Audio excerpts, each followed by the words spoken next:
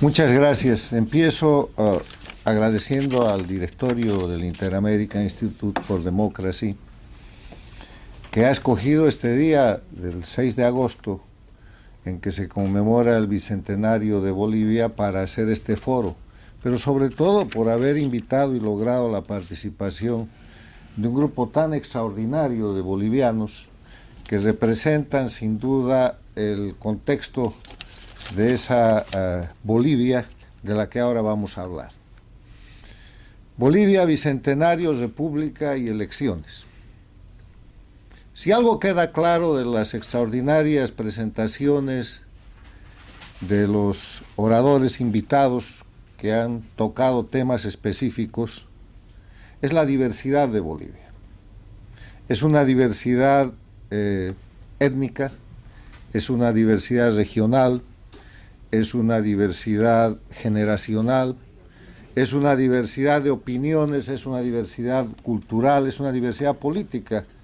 Hemos visto 14 oradores y hemos podido encontrar ahí la expresión de lo que es geográficamente el altiplano boliviano, los valles bolivianos, el Chaco boliviano, el oriente boliviano.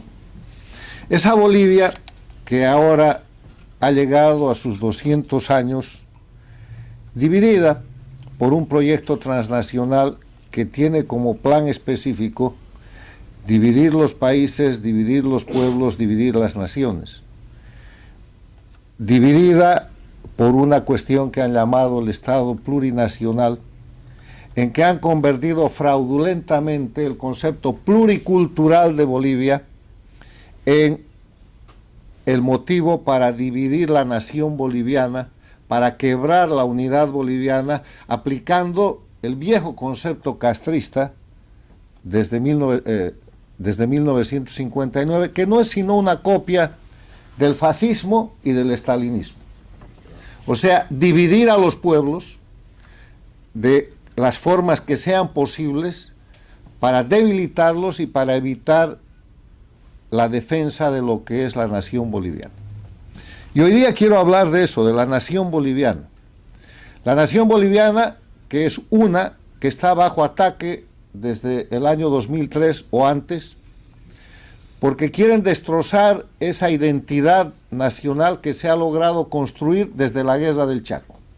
Cuando los bolivianos se dieron cuenta, nos dimos cuenta de que éramos un conjunto de gente que incluso en situación de guerra no podía comunicarse entre sí, que no tenía conceptos políticos, conceptos de construcción nacional, y a partir de la RADEPA, que fue la logia de Razón de Patria, y después el movimiento nacionalista revolucionario y la revolución nacional, se empezó la construcción de la nación boliviana, que no es un mérito político en ningún partido, era una necesidad urgente, que construyó efectivamente la nación boliviana y que ahora trata de ser diluida, trata de ser confrontada por esto que llaman el Estado plurinacional, que casualmente se repite, o más bien está antecedido por la Constitución chavista de Venezuela,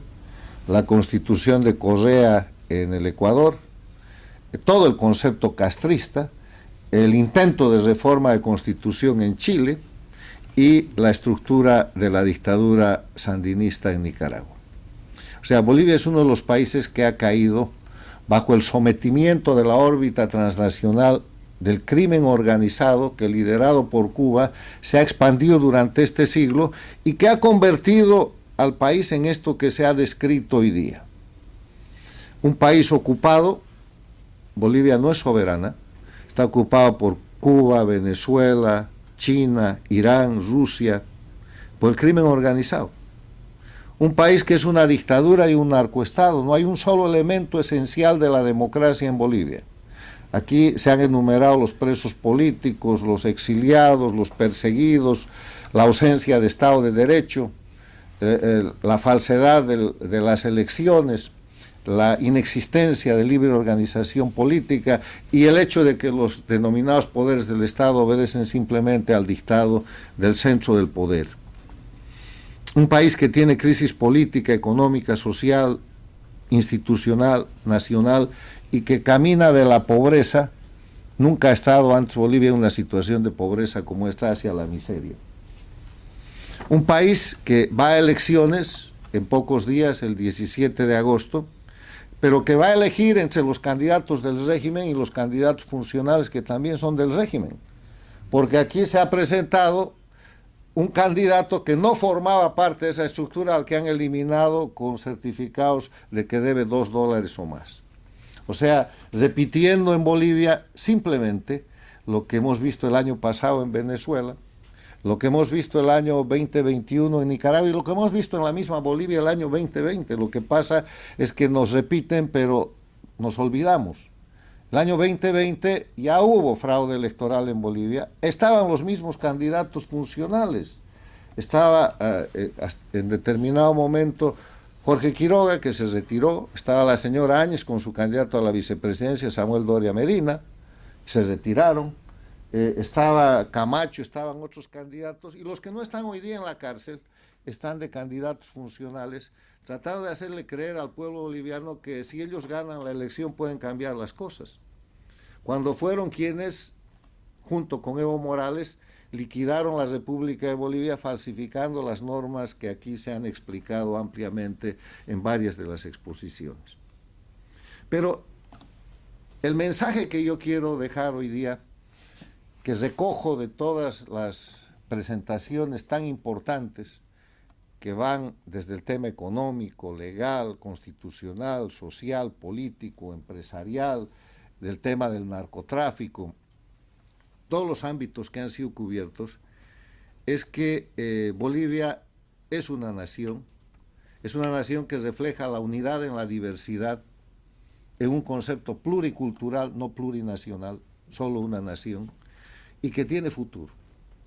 El tema de la celebración del bicentenario en este foro es que hoy día Bolivia no es república, pero tiene futuro porque hemos visto en los expositores la representación de gente boliviana inteligente, valiente, educada, informada, diversa, lista, señalando lo que es el crimen que ocupa hoy día la patria, lista para recuperar Bolivia.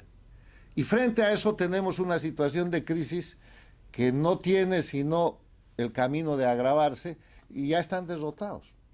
Entonces lo que falta en Bolivia es un proceso de unidad existencial para recuperar la democracia y para recuperar la república. ¿Y por qué hablo de unidad existencial? Porque de eso depende la sobrevivencia de la nación boliviana y la recuperación de la república y la democracia.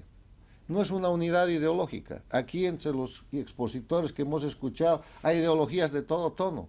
Hay liberales, hay progresistas, hay nacionalistas. Hemos visto gente, Camba, Colla, Aymara, y todos están de acuerdo en lo mismo.